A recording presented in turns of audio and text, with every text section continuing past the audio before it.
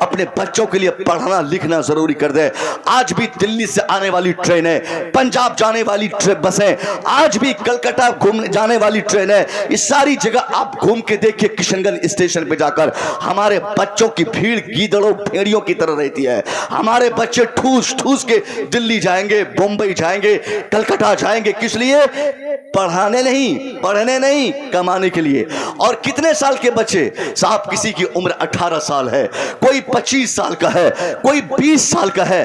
یعنی انڈر 25 جو 25 سال سے کم کے بچے ہیں, جن کو اس وقت کسی کالج میں, کسی اسکول میں, کسی مدرسے میں پڑھنا تھا, مگر ان بچوں کے والدین نے ان کو بیگ پکڑا کے دلی کا راستہ دکھایا. آج تک مسلمانوں کی تعداد کہیں بھی دشمنوں سے زیادہ نہیں رہی. ہم 313 تھے تو سامنے 1000 تھے, مگر 1000 کی تعداد کو اللہ نے ہار نصیب دی اور 313 والے جیت گئے. آخر یہ جیت کی وجہ کیا تھی؟ آپ کیا جانتے ہیں اس وقت مسلمان کے پاس کیا تھا؟ آپ کے پاس تو صاحب کم سے کم کھانے کا سامان ہے, آپ کے پاس رہنے کا مکان ہے, آپ کے پاس سواریاں ہیں, آپ کے پاس اسلحے بھی ہیں, آپ کے پاس افراد ہے, آپ کے پاس عوام و انصار کی قوت بھی آج اس سماج میں موجود ہے. مگر وہ 313 کی تاریخ بتاتی ہے نہتا مسلمان نہ سواری ہے, نہ کھانا ہے, نہ اسلحے ہے, نہ ہتھیار ہے, نہ ویپنز ہے, کچھ بھی ان مسلمانوں کے پاس نہیں. جب میدان بدر میں اتر گئے, مصطفیٰ کریم کی بارگاہ میں اپنی پیشانی کو چھکا کر عرض کیا کہ حضور یہ 313 کی تعداد ہماری سامنے 1000 لوگ ہیں. سرکار میرے پاس ویپن نہیں, میرے پاس ہتھیار نہیں, میرے پاس اوزار نہیں, میرے پاس ذریعہ لڑنے کا نہیں. سامنے والوں کے پاس تلوار ہے, ان کے پاس ہتھیار ہے, ان کے پاس لڑنے کے لیے گھوڑا ہے, ان کو وہ کھانا کھا کے آئے ہیں, پیٹ بھر کے آئے ہیں. حضور میری تعداد بھی کم, میں نہتا ہوں, میں بھوکا ہوں, میرے پاس سواری نہیں, میں کیسے ان بدماشوں سے, اسلام کے دشمنوں سے میرا مقابلہ ہوگا, میں کیسے ان سے لڑوں گا؟ مصطفیٰ کریم نے مسکراہٹ کا اظہار فرماتے ہوئے کہا ایک صحابی رسول سے کہ جا تو کھجور کی ٹہنی کٹوا لے. صحابی کھجور کی ٹہنی کاٹ کے ایک ایک کر کے جب مسلمانوں کو پکڑایا, مصطفیٰ کریم نے کہا لے جا, یہ تلوار کا کام آئے گی, یہ ٹہنی تلوار کا کام آئے گی. ہم آپ جیسے ڈلبل یقین مسلمان ہوتے تو حضور سے کمپلینٹ کرتے ہوئے کہتے سرکار یہ میری تعداد بھی کم, میں بھوکا آدمی, میرے پاس سواری نہیں, اور سامنے تو صاحب ان کے پاس لوہے کی تلوار ہے, میں مارا جاؤں گا, میری بیویاں بچے سب لوگ بھوکے مر جائیں گے, کون ان کا سہارا بنے گا؟ بچے یتیم ہوں گے, بیوی بیوہ ہوگی, سماج چھن جائے گا, میری گردنیں کٹیں گی, ہاتھ کٹے گا, پاؤں زخمی ہوگا, سینہ زخمی ہوگا. سرکار میں مارا جاؤں گا, تلوار کے مقابلے میں یہ کھجور کی ٹہنی کب تک کام آئے گی, کب تک میں لڑ پاؤں گا؟ مگر نہیں, یہ ہم جیسے مسلمانوں کے ایمان کا یہ تقاضا ہے کہ ہم ایسا بول دیتے. مگر وہاں تو مصطفیٰ کریم کی بارگاہ میں ایسے مضبوط ایمان اور کامل یقین رکھنے والے مسلمانوں کی بات تھی جنہوں نے یہ نہیں دیکھا کہ مصطفیٰ جان رحمت انہیں لڑنے کے لیے تلوار دے رہے ہیں, اور وہ تلوار کس چیز کی؟ کھجور کی ٹہنی ہے, وہ لکڑی کی تلوار ہے, لوہے کے مقابلے میں ٹہنیاں ہے. مصطفیٰ کی دی ہوئی تلوار جو ٹہنی کی شکل میں آپ بانٹ رہے تھے, مسلمانوں میں سے کسی نے کوئی کمپلینٹ یا اعتراض نہ کیا, بلکہ آنکھ بند کر کے وہی ٹہنی کو اپنے ہاتھوں میں پکڑا اور لڑنے کے لیے میدان میں اتر گئے. اللہ کی قسم 1000 کی تعداد کے مقابلے میں جب 313 نہتے مسلمانوں نے بھوکے بغیر کسی سواری کے کھجور کی ٹہنیوں کا استعمال شروع کیا, گھمانا شروع کیا ہے, بدر کی تاریخ پوری دنیا کو متنبع کرتے ہوئے کہتی ہے وہی 313 نے کھجور کی ٹہنیوں کو ایسا گھمایا کہ 1000 تلوار چلانے والوں کے پاؤں اکھڑ گئے اور کھجور کی ٹہنی ہلانے والوں کو اللہ شکست دے دیا. نعرہ تکبیر, نعرہ رسالت, مسلک اعلی حضرت تحفظ ایمان کانفرنس حضرت علامہ مصور رضا مصباحی. نعرہ تکبیر. جو لوگ چلا رہے تھے اسے اللہ نے کامیابی عطا فرما دی. یہ کامیابی کس چیز کی تھی؟ یہ کامیابی مصطفیٰ کریم سے محبت کی کامیابی تھی, مضبوط ایمان اور اللہ پر مضبوط یقین رکھنے کی یہ علامت تھی کہ اس کم تعداد میں بھی اللہ نے ان مسلمانوں کو کامیابی عطا کی تھی. مگر آج اس سے تو کئی ہزار گنا تعداد ہمارے پاس. करोड़ों की संख्या हमारे पास है। आज दुश्मनों के मुकाबले में लड़ने के लिए हमारे पास न ईमानी कुव्वत है, न अमली ताकत है। वो कौन सी चीज है साहब? किशनगंज कोई मामूली इलाका नहीं, किशनगंज डिस्ट्रिक्ट में कहा जाता है साहब हम लोग बहुत ज्यादा खुशहाल हैं, यहाँ पर हमारी किसी तरह से कोई टेंशन की बात ही नहीं रहती। बावजूद इसके ये जहालत भरा समाज, ये बेईमान समाज हमारा, इस समाज को साहब 25 साल पहले ही जमीन पर दफना देना चाहिए। आज दुश्मनों के मुकाबले में लड़ने के लिए दो छोड़िए, उनके मुकाबले में अपने को खड़ा करने की भी ताकत हम में से किसी की नहीं है। न हमारा ईमान सही, न हमारा अकीदा सही, न हमारा किरदार सही, न हमारा व्यवहार सही। किस चीज के मुकाबले में आप आगे जाएंगे?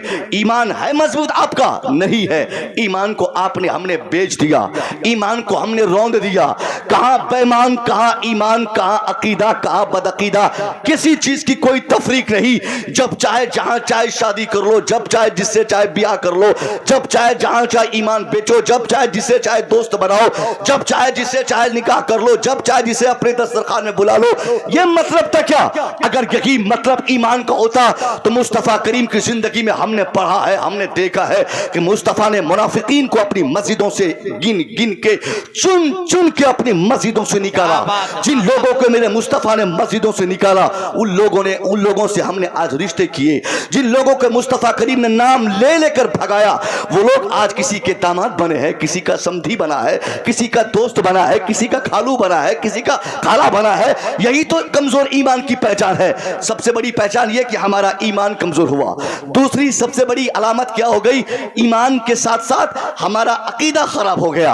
अकीदे की खराबी के बाद जब अमली एतबार से हम दुनिया के मुकाबले में अपने को पेश करते हैं तो न एजुकेशन हमारे पास, न सियासत हमारे पास, न अफराद हमारे पास, न ताकत हमारे पास, न इत्तेहाद हमारे पास। यहां मैं जो इत्तेहाद की बात कर रहा हूं, मैं अपने लोगों की इत्तेहाद की बात कर रहा हूं। अपने हम लोग खुद मुत्तहिद हो जाएं, दूसरों को साथ लाने की हमें जरूरत नहीं। पूरी दुनिया में भी मुस्तफा की मोहब्बत की बात करने वालों की तादाद आज भी पूरी दुनिया में 150 करोड़ की तादाद से ज्यादा है। उसकी बेशक। मैं किसी और को लाकर मुत्तहिद करने का कोई ऐसा फार्मूला देना भी नहीं चाहता। सिर्फ नबी को मानने वाला एक हो जाए, मुस्तफा को चाहने वाला एक हो जाए, मुस्तफा पर का कलमा पढ़ने वाला एक हो जाए, मुस्तफा की शरीयत मानने वाला एक हो जाए, इत्तेहाद की भावना अपने समाज में स्थापित करे। सबसे पहली कुव्वत हमें हासिल होगी कि हम मुत्तहिद हो जाए। दूसरी ताकत कि हम एजुकेशन को अपने समाज में कंपलसरी कर दे, अपने बच्चों के लिए पढ़ना लिखना जरूरी कर दे। आज भी दिल्ली से आने वाली ट्रेनें, पंजाब जाने वाली बसें, आज भी कलकत्ता घूमने जाने वाली ट्रेनें, इस सारी जगह आप घूम के देखिए किशनगंज स्टेशन पे जाकर हमारे बच्चों की भीड़ गीदड़ों भेड़ियों की तरह रहती है। हमारे बच्चे ठूस ठूस के दिल्ली जाएंगे, बम्बई जाएंगे, कलकत्ता जाएंगे। किस लिए? पढ़ाने नहीं, कमाने के लिए। और कितने साल के बच्चे साहब? किसी की उम्र 18 साल है, कोई 25 साल का है, कोई 20 साल का है, यानी अंडर 25 जो 25 साल से कम के बच्चे हैं, जिनको इस वक्त किसी कॉलेज में, किसी स्कूल में, किसी मदरसे में पढ़ना था, मगर उन बच्चों के वालिदैन ने उनको बेग पकड़ा के दिल्ली का रास्ता दिखाया।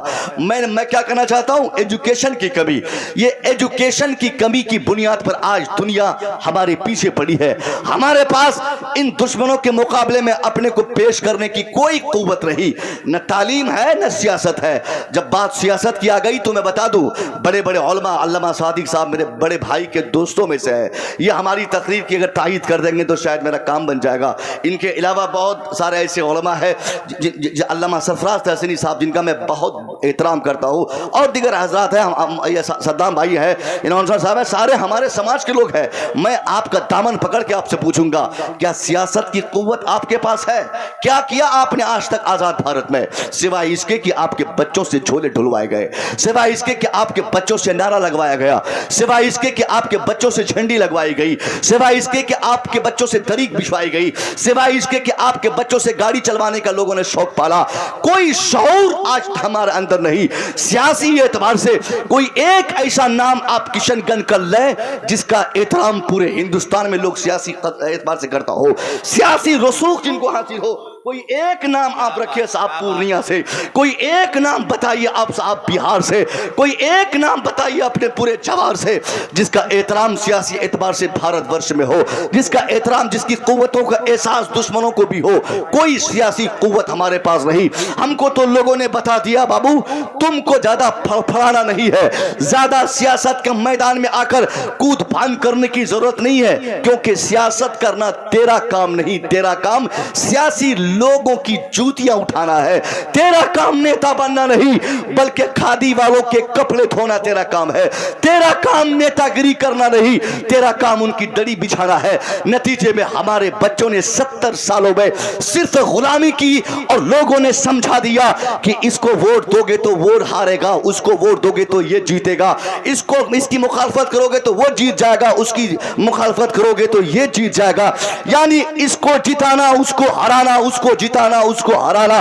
یہ 70 سالوں میں جن مسلمانوں کو دنیا نے سکھا دیا ہے وہ مسلمان آج کسی قیمت پہ اپنے بیٹے کو بدھائک بنتا نہیں دیکھ سکتا.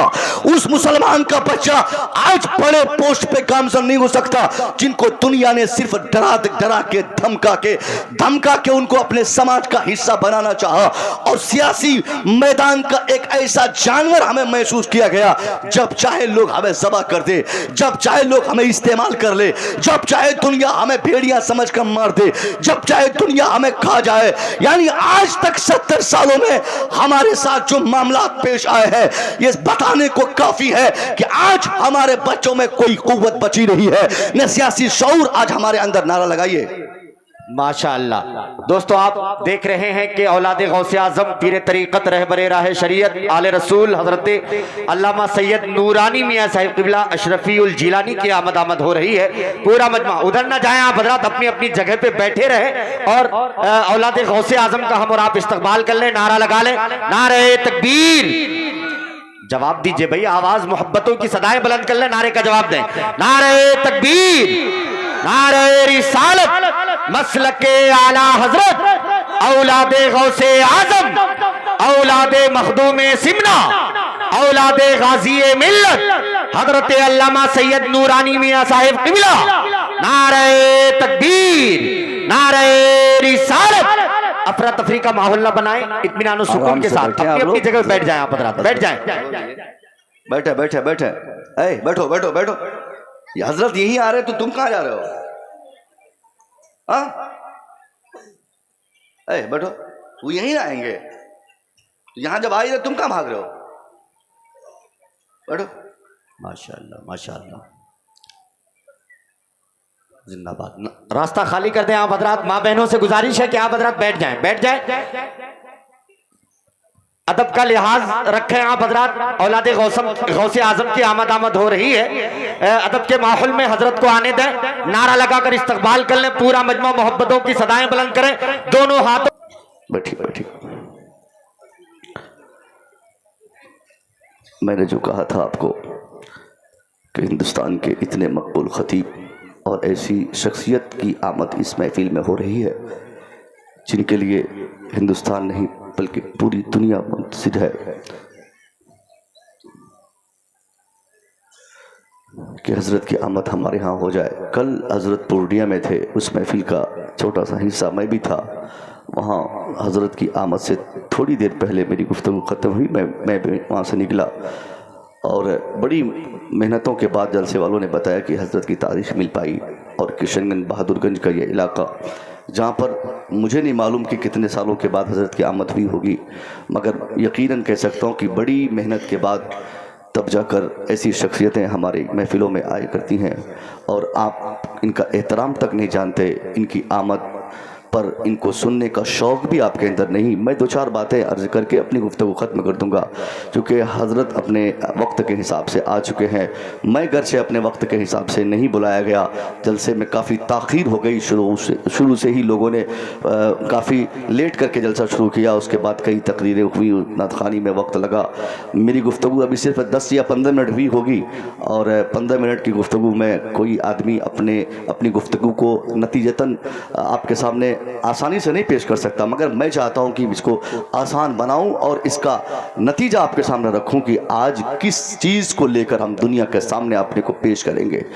ईमान और अकीदे की तो बात मैंने कर दी, और लास्ट में बात आती है साहब, न सियासी शऊर हमारे पास, न इत्तेहाद की ताकत हमारे पास, न हमारे पास एजुकेशन की क़ुव्वत है। ये तीन चीज़ें जो समाज में रहने के लिए, एक आदमी को ज़िंदा रखने के लिए जिन तीन चीज़ों की बुनियादी तौर पे हमेशा ज़रूरत पड़ती है, उनमें से एक है इत्तेहाद, दूसरी चीज़ है एजुकेशन, तीसरी चीज़ है सियासत। इन तीनों में से किशनगंज वालों ज़रा आप बताओ कि इन तीनों में से आप किस मैदान को फतह कर रहे हो, आपके बच्चे किस मैदान के हीरो है, आपने इन तीनों में से किस पर आपने काम किया है। न एजुकेशन के डिपार्टमेंट में आपकी कोई पहचान है, न सियासत में आज आज़ाद भारत में आपने कोई अपना चेहरा बना पाया है। आपने दूसरों के बताने में आप ये जान गए कि साहब अगर मैं ज़्यादा सियासी बातें करूंगा तो सामने वाला जीत लेगा। मैं कहना चाहता हूं साहब, कोई हारे कोई जीते उससे आपको क्या मतलब, कम से कम इतना तो होना चाहिए कि मुसलमान नहीं हारना चाहिए। मुसलमानों की जीत सियासी एतबार से हमेशा हर इलेक्शन में होना चाहिए, मगर हमने किसी को हराने या किसी को जिताने के चक्कर में जो अपनी बुनियाद को हमने हिलाया है, ये हमारी बुनियाद जो कमजोर हुई, और किसी बताने वाले ने जो हमें बता दिया कि सियासत करना ये हमारा काम नहीं, ये चोरों का काम है, ये बदमाशों का काम है, सियासत गलत चीज है, पॉलिटिक्स खराब चीज है, ये हराम चीज है, इसे इस्लाम में पनपने नहीं देना चाहिए। मुसलमानों के बच्चों में ये शौर नहीं आए। हमारे मौलवियों में अगर कोई सियासत के लिए आपके सामने आ जाए तो आप में से बेशतर उनकी इमामत के हुकूक जो उनको आपने दिया है उनको छीन लेंगे। उसके बाद आप कहेंगे साहब के हजरत आप पॉलिटिक्स करते हैं, आपसे नमाज, आपके पीछे नमाज नहीं पढ़ूंगा, आपसे अजान नहीं दिलवाऊंगा, आपकी इमामत चली जाएगी। बस आपको बता दिया गया कि सियासत का मतलब होता है चोरी करना, सियासत का मतलब होता है गोंडागिर्दी करना, सियासत का मतलब होता है डकैती करना, सियासत का मतलब होता है किसी की हत्या करना। मैं कहना चाहूंगा नहीं, ये गलत मफहूम है सियासत का, यह गलत तस्वुर है। सियासत अगर समझनी हो तो इस्लाम के पैगंबर की जिंदगी से समझो।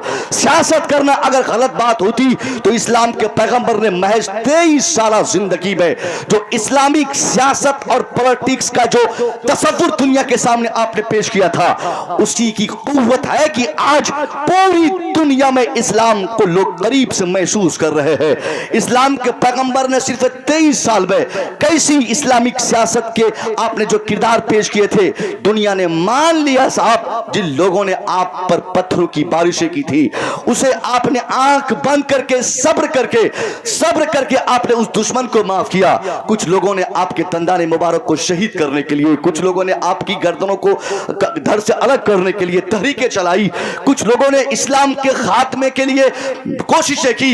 इन सारी चीजों को मुस्तफा करीम ने अपनी जिंदगी में महसूस किया, देखा, दुश्मनों को लड़ते देखा, दुश्मनों को आते देखा, हर एक एंगल से आप सब्र करते रहे। और एक मुसलमान को किस एतबार से समाज में रहना है, इस्लाम के पैगंबर ने रह के दुनिया को दिखाया। हालांकि आपके कहने वालों ने, आपके मानने वालों ने आप पर प्रेशर बनाकर कहा हुजूर ये आपके दुश्मन है, आप इनकी तबाही क्यों नहीं चाहते, ये तो आपको बर्बाद करना चाहते हैं। आपको अल्लाह ने ऑथराइज किया है, आपको अल्लाह ने बाअख्तियार बनाया है, इतनी ताकत, इतनी कुव्वत अल्लाह ने आपको दी है। जब आप उंगली के एक इशारे से चांद तो टुकड़े कर सकते हैं, जब आप सूरज को वापस कर सकते हैं, जब आपकी उंगली के इशारे से दरख्त आपके पास आ सकता है, कंकरियों से आप कलमा पढ़ा सकते हैं, तो इतने अख्तियारात अल्लाह ने आपको दिए हैं। आप चाहे तो दुश्मनों का कलेजा बाहर आ जाए, आप चाहे तो शहबा की जिंदगी और उनका वजूद का खात्मा हो जाए। आप क्यों नहीं इनकी तबाही चाहते, क्यों नहीं इनकी बर्बादी चाहते, अपने रब से इनकी तबाही चाहिए, अपने दुश्मनों के वजूद का खात्मा आप क्यों नहीं चाहते। मुस्तफा ने हर प्रेशर और मुतालबे पर आपने यही जवाब दिया, हाँ तुम लोग ने कहते हो कि इन पत्थरों की बारिशें करने वालों की मैं तबाही चाहूं, मगर मैं अपनी निगाह नबुव्वत से देख रहा हूं कि जो लोग आज मेरे ऊपर पत्थरों की बारिशें कर रहे हैं, एक दिन उसमें तब्दीली आएगी, बदलाव आएगा, चेंजिंग आएगी, ये बदलेंगे, इनका घर बदलेगा, इनका समाज बदलेगा, पूरी दुनिया बदलेगी। इसलिए मैं इनको इनकी हालत पे छोड़ता हूं। मुस्तफा ने जो सियासी तस्वुर दुनिया के सामने दिया, आपने सब्र तहम्मुल का जो मजबूती से दामन पकड़ के अपना काम, अल्लाह का काम जो आपने करना चाहा और आपने कर दिखाया, उसका रिजल्ट आपकी जिंदगी में दुनिया ने क्या देखा? जिन लोगों ने मुस्तफा करीम पर पत्थरों की बारिश की थी, नबी की जिंदगी में ही दुनिया ने मुलाहाजा किया कि वही लोग उसी मुस्तफा पर पत्थरों की बारिश नहीं बल्कि द्रूदों की बारिशें करते नजर आ गए। मेरे नबी की गर्दनें काटने की जिन लोगों ने कोशिशें की थी, नबी की जिंदगी में वही लोग उसी मुस्तफा करीम के नाम पर अपनी अपनी गर्दनें कटाने को तैयार हो गए। जिन लोगों ने कभी नमाज रोकना चाहा, उन लोगों ने इतनी नमाजें पढ़ी कि कुरान उनकी नमाज की शहादत देते कहता है तराहुम रुक्कान सुजुदा व यफ्तगून फज़लन मिनल्लाहि व रिज़वाना। यानी नमाज रोकने वाले, दीन रोकने वाले, अल्लाह का काम रोकने वाले, मुस्तफा की तारीख रोकने वाले, मुस्तफा की गर्दनें काटने की कसम खाने वाले, मुस्तफा का वजूद मिटा देने की तारीख चलाने वालों पे इस कदर चेंजिंग और बदलाव दुनिया ने देखा कि मुस्तफा के दीवाने वो लोग बन गए। ये किस चीज का रिजल्ट था? मुस्तफा ने जो रिजल्ट दिखाया था ये सब्र का था, तहम्मुल का था।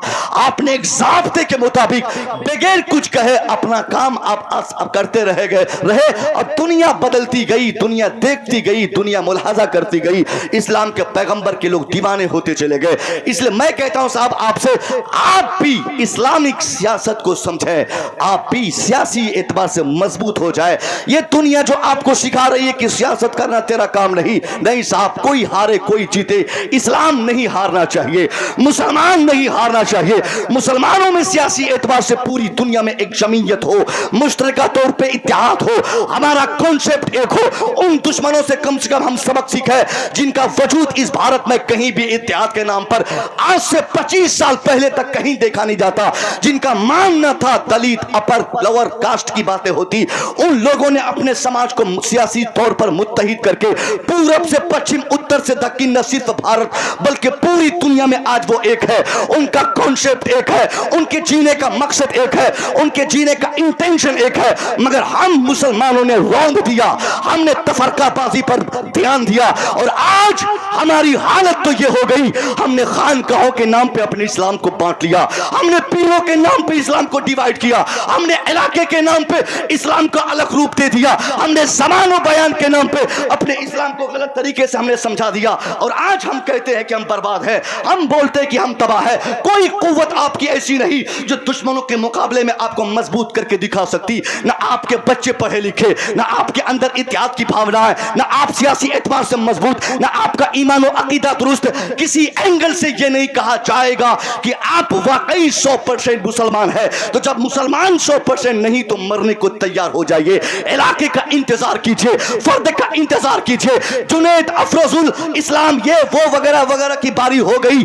अब कल आपकी होगी, हमारी होगी, आप में से किसी तीसरे की होगी। फिर क्या आप कहना साहब, इससे पहले कि हमारी ये कंडीशन दुनिया देखे, हम अपने बच्चों को पढ़ाने की कस्में खा ले। बगैर एजुकेशन की कुव्वत के आप दुनिया के मुकाबले में अपने आप को नहीं पेश कर सकते।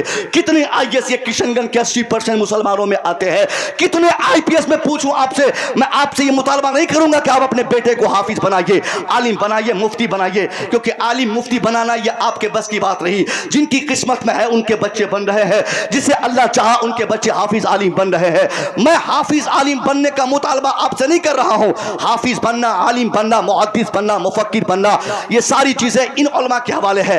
आपके बच्चे कितने कामयाब हुए आप ये बताइए। हाफिज, आलिम, मुफ्ती, मुहद्दिस, मुकर्रिर, खतीब, ये खानकाही लोग, ये सारे सिर्फ 4% के हैं। 4 से 5% बच्चे पूरे इंडिया में हमारे जिनका ताल्लुक मदरसों से है। बाकी 96% बच्चे कहां चले गए?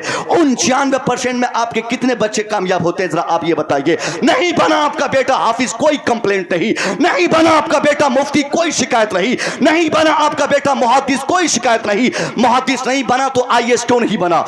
मुफक्किर नहीं बना तो आईपीएस क्यों नहीं बना? हाफिज नहीं बना तो डॉक्टर क्यों नहीं बना?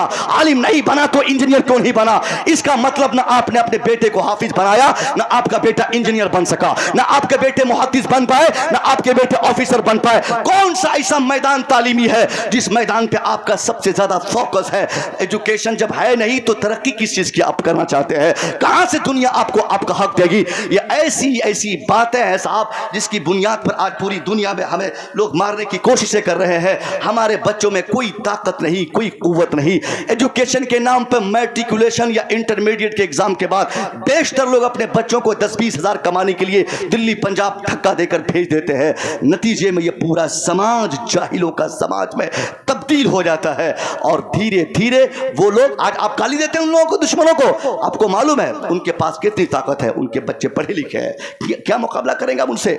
उनकी गलती नहीं है। खबरदार, इस्लाम ने किसी को गाली देने की इजाजत नहीं दी है। आप अपने गिरबार में झांक के देखिए कि आप में कमियां कितनी है। उन लोगों में जो आज तरक्कियां है, इसके पीछे उन लोगों ने 50 सालों से मेहनतें की है। उन लोगों ने अपने समाज को जोड़ा है, उन लोगों ने एजुकेशन पे काम किया है, उन लोगों ने समाज को मुत्तहिद किया है, तब जाकर भारत की कुर्सी पर आज उनका कब्जा है। वो लोग आज मुत्तहिद हैं, तब जाकर ताकतवर है। आपने क्या किया है? आज देखिए डीएम उनके, एसपी उनके, आईएएस उनके, आईपीएस उनके। आप अपने ब्लॉक में जाके देखिए साहब, कितने ब्लॉक के स्टाफ, ब्लॉक में जाके देखिए आपके बच्चे हैं। जहां देखिए मोहन जी, सोहन जी, रामलाल, श्यामलाल, गणेश लाल, उनके बच्चे ब्लॉक से लेकर डिस्ट्रिक्ट हेडक्वार्टर तक, डिस्ट्रिक्ट हेडक्वार्टर से साहब स्टेट तक, स्टेट लेवल से लेकर हायर स्टेट लेवल तक, हर एंगल से तो उन्हीं के बच्चे कामयाब है, उन्हीं के बच्चे ऑफिसर्स हैं। आपके बच्चे जब ऑफिसर है नहीं तो आपका हक कौन देगा?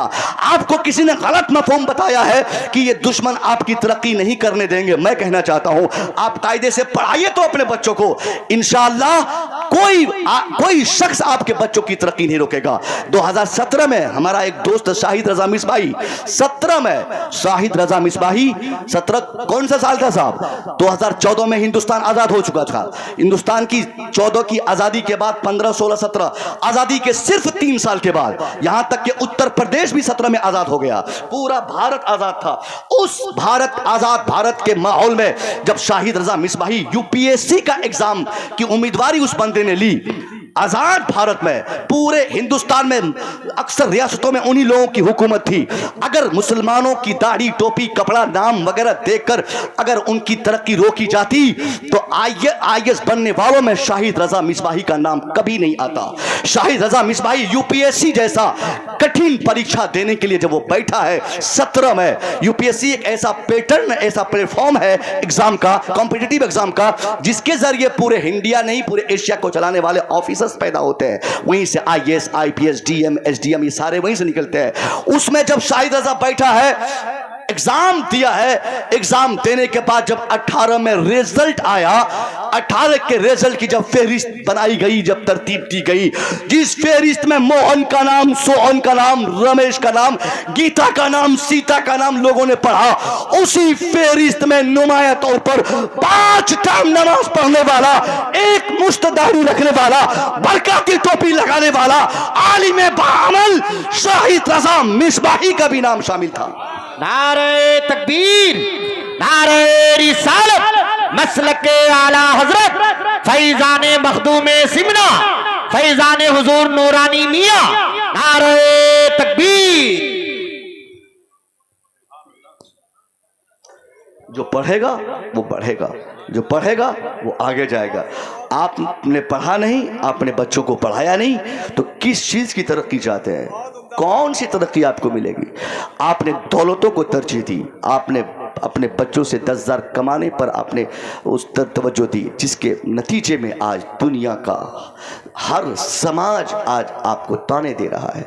और अफसोस की बात है, जिस इस्लाम ने या जिस कौम ने पूरी दुनिया को सबसे ज़्यादा और सबसे पहले एजुकेशन का इम्पोर्टेंस समझाया, एजुकेशन का मतलब बताया, एजुकेशन की अहमियत बताई, आज उसी मज़हब या वही कौम आज एजुकेशन के मामले में पूरी दुनिया में सबसे कमज़ोर है। अल्लाह की कसम, आज किशनगंज वालों, ये बहादुरगंज, ठाकुरगंज, ये पूर्णिया, किशनगंज और ये सीमांचल, ये बिहार, ये पूरी दुनिया के मुसलमानों से मुतालबा कर रहा हूँ, आप पढ़ें, कायदे से पढ़ें। जब तक आपके बच्चे पढ़ेंगे नहीं, आप में बेदारी नहीं आ सकती। ये जहालत की तो पहचान है।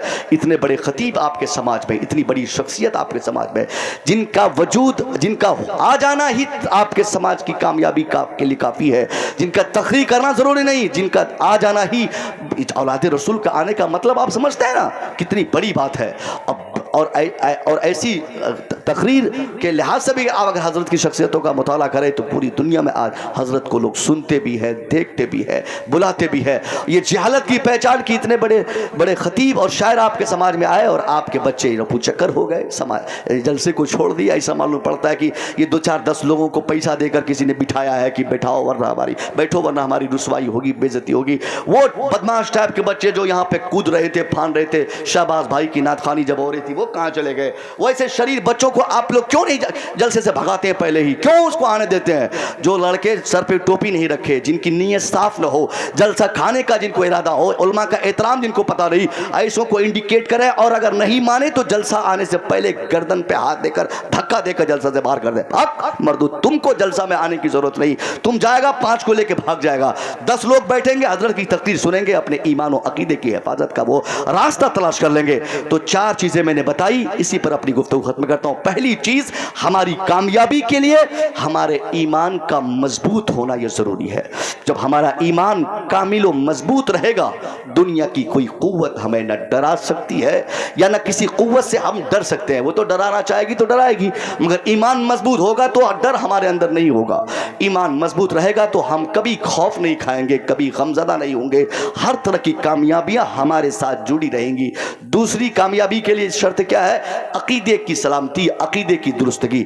ان دونوں چیزوں کے لیے ہم اپنے پرائے کا فرق اپنے ذہن میں رکھیں۔ ایمان بیچنے والوں میں، ایمان لینے والوں میں، ایمان لوٹنے والوں میں، ایمان کھانے والوں میں یہ تفریق سمجھ میں آنی چاہیے۔ آج الحمدللہ یہ تو اچھی بات ہے کہ کشن گنج کا یہ خطہ جسے ہم بہادر گنج کا علاقہ کہتے ہیں، یہاں بہت حد تک سرکار اعلیٰ حضرت کے تعلق سے یہاں کے تقریباً درجنوں ایسے علماء کو میں جانتا ہوں جو صبح سے شام اور پھر شام سے صبح تک تحریکیں چلا کر، حضور سے میں کہوں گا کہ یہ ہمارے علماء، مولانا سرفراز صاحب، ان کی پوری ٹیم، مولانا کونین صاحب، مولانا صدام صاحب، مولانا عبدالقدوس صاحب، یہ مولانا انوار صاحب، یہ سارے علماء ہمارے، یہ سب مل کر حضرت، یہ سب مل کر یہ تحریکیں چلا ہے مسلمانوں کے عقیدے کے تحفظات کے لیے انہوں نے کام کیا ہے۔ اس کے ایمان میں کوئی چیز مکس نہ ہو جائے، اس کے لیے ان لوگوں نے بڑی محنتیں کی ہے۔ میں نے دیکھا صاحب، فری میں ان لوگوں نے جلسے پڑھے ہیں، فری میں ان لوگوں نے تقریریں کی ہے، مفت میں ان لوگوں نے میلاد رکھوایا ہے، مناظرہ رکھوایا ہے، ان لوگوں نے تقریریں کروائی ہے، اور اپنے جیب خاص سے علماء کے سفر کے اخراجات ان مولویوں نے نکالے ہیں، اور یہ لوگ کام کر رہے ہیں۔ ان کی پشت پناہی آپ کریں، انشاءاللہ آپ بھی محفوظ رہیں گے، علاقہ محفوظ رہے گا۔ دوسری چیز ایمان، یہ عقیدہ، اور تیسری چیز اتحاد، اپنے میں آپس میں کم سے کم متحد آپ ہو جائے۔ چوتھی چیز ایجوکیشن کی طاقت اور پھر سیاست کی قوت۔ ان چیزوں کو آپ سمجھیں، انشاءاللہ نہ صرف بہادر گنج میں بلکہ پوری دنیا میں آپ ہی سرخرو رہیں گے، اور دنیا آپ کے لیے منتظر ہوگی کہ حکومت کے باغڈور انہی لوگوں کو دیے جائے جن کا ایمان بھی اچھا، جن کا عقیدہ بھی ستھرا، اور جن کا سیاسی شعور بھی بہتر، جن کے پاس ایجوکیشن بھی ہے۔ السلام علیکم۔